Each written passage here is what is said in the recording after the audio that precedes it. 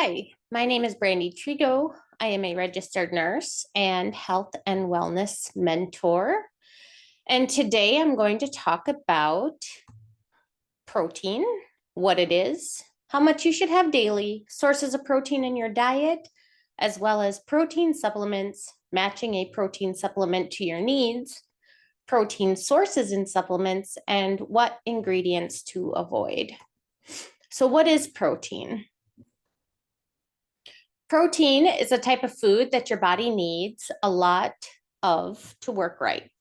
The other two types are carbohydrates and fats. Protein helps build and repair parts of your body like muscles, tendons, organs, and skin. It also helps make things like enzymes, hormones, and neurotransmitters that do important jobs. Protein is made up of smaller things called amino acids. These are like beads that connect together. Your body can make some amino acids, but you have to get others called essential amino acids by eating the right foods. So how much protein do you need daily? If you want to build or keep muscle, you need to eat enough protein. Most research says you should have between 0.7 and 1 gram of protein for every pound of lean body mass. So this means that average men should have 34 to 56 grams of protein per day, and average women should have 34 to 46 grams of protein per day. But since eating too much protein won't hurt you and eating enough has many benefits, it's a good idea to have a bit more protein than you think you need. A good rule is to have at least 50 grams of protein per day. If you're pregnant, you should have 70 grams or more because your body or your baby needs extra protein to grow. Sources of protein. Many foods have a lot of protein. These include tofu and other foods that replace meat, lean meats like chicken or turkey, fish, eggs, milk, Greek yogurt, quinoa, beans and lentils, and nuts. Most people don't need to count how much protein they're getting. If you're healthy and want to stay that way, just try to have some protein and other healthy foods at most meals. This should give you the right amount of protein. Protein supplements. Protein shakes are a fast way to give your body the nutrients it needs and to help you feel full. People use them to lose weight, play sports better, build muscle, and stay healthy. But there are so many types of protein powder. How do you choose the right one for what you want to achieve? You need to understand the differences between the types of protein powder and how they compare to getting protein from regular food. So matching a protein supplement to your needs. Choosing the right protein powder for you. Here are some tips to help you pick a protein powder based on what you want to achieve. If you want to build muscle, look for protein powder with a high biological value. This means that your body can use it well. Whey protein and whey isolates are good choices. If you want to lose weight, pick shakes that don't have added sugars or sweeteners like maltodextrins. Avoid ones with added BCAAs as they can help you build muscle and gain weight. If you want to stay vegetarian or vegan and you don't want to eat meat or animal products, don't choose protein powders made from milk like whey or milk proteins. Instead, go for ones made from plants like soy, peas, or hemp. If you want to manage diabetes, choose protein shakes that don't have added sugar. Check the ingredient list. Also, look for shakes that are low in carbs, like 5 to 15 grams per serving. If you have kidney disease, you can't have too much protein at once. So choose powders that have less protein, like 10 to 15 grams per serving. If you want to avoid stomach problems, if you have irritable bowel syndrome or can't tolerate lactose, avoid powders with lactose, artificial sweeteners, or maltodextrins. If you can't have gluten, don't choose powders that contain gluten. And if you want to save money, buy big containers of protein powder instead of ready-to-drink shakes. They cost a lot more because they are convenient. So protein sources and supplements. Whey protein is a popular choice and good for using every day. It has all the important amino acids and is easy to digest. It can give you more energy and help you feel less stressed. The best time to use whey protein is right after a workout. Soy protein is another common type. It can help lower high cholesterol and make menopause symptoms better for some women. It can also help build strong bones and prevent osteoporosis. There are other types of protein too. Egg protein, it releases its nutrients more slowly than whey, so it's good to have throughout the day. Milk proteins help your immune system stay strong and build muscle. Brown rice protein comes from plants, so it's good for vegetarians or people who don't have dairy, and it's also gluten-free. Pea protein is easy to digest, won't cause many allergies, and is affordable. And hemp protein comes from plants too. It's a good way to get omega-3 fatty acids. So ingredients to avoid: sweeteners, oils, fillers, and vitamins. So we're gonna dive deeper into those. And the first one we're gonna look at is sucralose. Sucralose is a fake sweetener made in a lab by adding chlorine to sugar. It is half glucose and half fructose. Some studies on animals have found that sucralose might be linked to cancers like leukemia. Fake sweeteners can make you hungrier, want sugar more, and store more fat, so you gain weight. One study even found that sucralose was still in the fat of rats 2 weeks after they stopped getting it. Research shows that breastfeeding moms can pass sucralose to their babies through milk, and we also know that sucralose can reduce the good bacteria in your gut. Fructose. Fructose is bad for you because it can hurt cells, enzymes, and even DNA by making free radicals. It can stop the body from making nitric oxide, which helps keep your arteries healthy.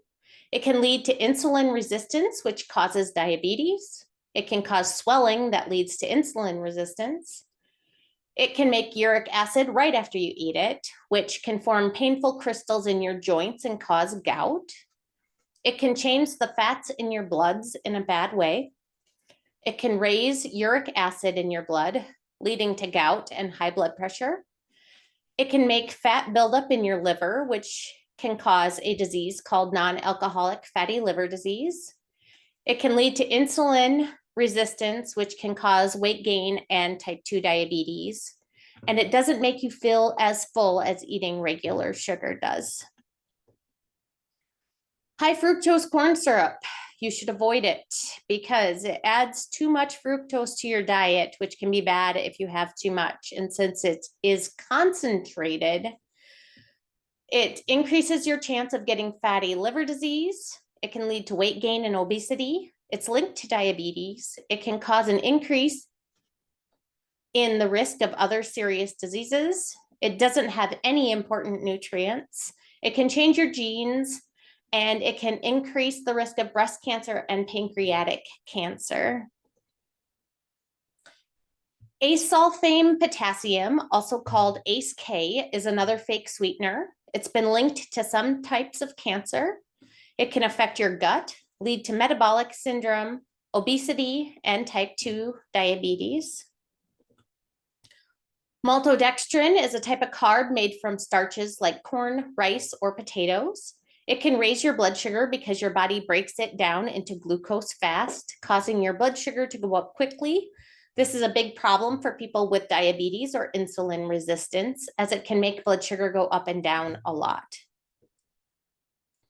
Polyunsaturated oils. Some oils have a lot of polyunsaturated fats. These include canola oil, grapeseed oil, corn oil, soybean oil, generic vegetable oils, cottonseed oil, peanut oil, and margarine. These oils are made from seeds and are changed a lot in factories to last longer. They're often used in processed foods, fast food, and snack packs. The most common one is soybean oil. It's in a lot of things like margarine, salad dressings, mayonnaise, sauces, baked goods, and other processed foods. Canola oil is another popular one. It comes from rapeseed plants and is changed a lot to use in many foods. Other examples are corn oil, sunflower oil, and cottonseed oil. These oils have a lot of omega-6 fatty acids, which cause swelling. And if you have too much over time, or if you don't have enough omega-3s, which reduce swelling, this can lead to obesity, heart disease, and diabetes if you don't change your diet or take supplements. These oils also don't have any nutrients because they're processed so much. It takes away all the good stuff like the vitamins, minerals, and antioxidants, leaving only empty calories that don't help your body at all. Also, these oils are usually genetically modified, so make sure you read the labels before you buy anything with them. You can spot these unhealthy ingredients on labels by looking for words like vegetable shortening, soybean, canola, corn, sunflower, cottonseed oil, and hydrogenated fats. If you see these, don't buy the product. The best thing is to avoid processed foods altogether because they'll probably have unhealthy fats like these. There are a lot of healthy options like olive oil, coconut oil, avocado oil, sesame oil, flaxseed oil, walnut oil, pumpkin seed oil, hemp seed oil, macadamia nut butter, almond butter, and peanut butter. These are all good sources of what your body needs without the risk of factory-made oils. So take a few extra minutes when you shop to read labels so you know what you're putting into your body. Your future self will be happy you did. As I said, factory-made oils are bad for you because they're processed so much. Carrageenan is known to cause cancer. It can cause a lot of swelling, and it is bad for your gut. Some people think it might cause colitis, irritable bowel syndrome, rheumatoid arthritis, and even colon cancer. Research links eating carrageenan to symptoms of irritable bowel disease like gut swelling, cell death, and sores in the gut, and damage to your digestive system, as well as the possible roles in cancer growth and insulin resistance. Carrageenan is something that is added to food and drinks to make them thicker, mix better, and last longer. It's a natural product that comes from red seaweed, which is also called Irish moss. You'll often see this ingredient in nut milks, meat products, and yogurt. Some people want products with carrageenan to have a warning label or be taken off the market altogether. And by the way, the US allows carrageenan in baby formula, but it is banned in Europe. Cellulose gel or gum are things used to stabilize many foods, supplements, and medicines. It comes from the wall of plant cells like wood pulp and cotton seeds because it's cheap. It's used to make foods thick and creamy without adding fat. It's also used in sauces, ice cream, and frozen yogurt. It's a natural food additive that helps reduce calories while keeping the texture and taste you like.